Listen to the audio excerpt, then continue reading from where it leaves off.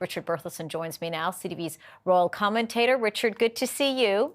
You as well. For all those royal watchers here in Canada, of course, keeping a close eye on where, Charles and Camilla will be coming to Canada. That 3-day trip, it's jam-packed. I'm looking at that going, I'm just getting tired seeing it. But sort of walk us through here, because there's some very specific elements in this trip, obviously directly linked to Canada, but that bridging, of course, of relationships. Yeah, I think that it's not surprising what's in the trip. It's sort of a typical Canadian royal tour of the current era. You see a very strong Indigenous element. He's meeting with Indigenous leaders in each of those three places. There'll be also a school visit around Indigenous languages as well, certainly for the Duchess. So there's certainly a very strong sense of the importance of the Indigenous issue in Canada. There's at least one, if not two, kind of open-ended conversations where I expect difficult subjects may be brought up. There's also a fair amount in the itinerary about the environment, sustainability, Charles's interest in locally grown food. So there's food markets, which the Prince and the Duchess seem to love to go to and have great fun with. Also of great interest, there is a moment for the Ukrainian community in Ottawa, very topical, very relevant right now to what's going on.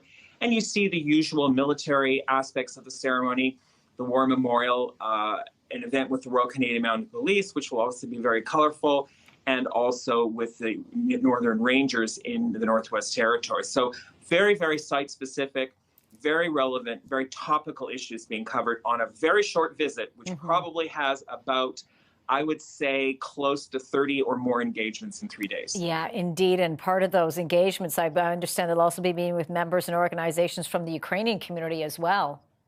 Yeah, absolutely. I mean, that is clearly, and the Prince has spoken out extremely strongly about that in recent messages that he's given, even for Anzac and other issues, Easter as well.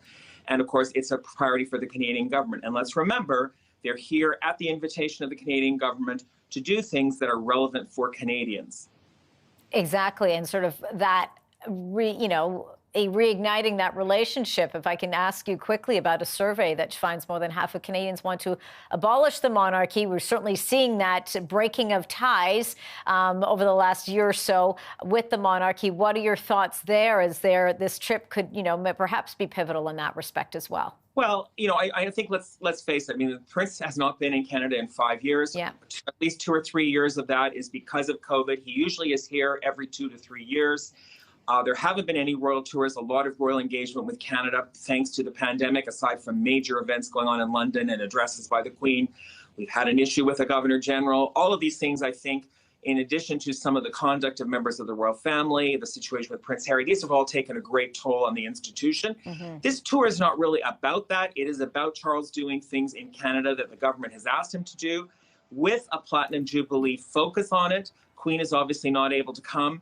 I think Canadians do need to examine very closely whether or not this is the institution that is important to us or plays a relevant role. And I do think this tour is trying to show that the royal family can be extremely relevant and topical and will take on a lot of issues that will be important to many Canadians in all of these three places. Indeed, the Prince and Duchess coming to Canada in May. Richard, thank you so much for this. Richard Berthelsen, CTV's royal commentator. We'll speak to you again soon, Richard.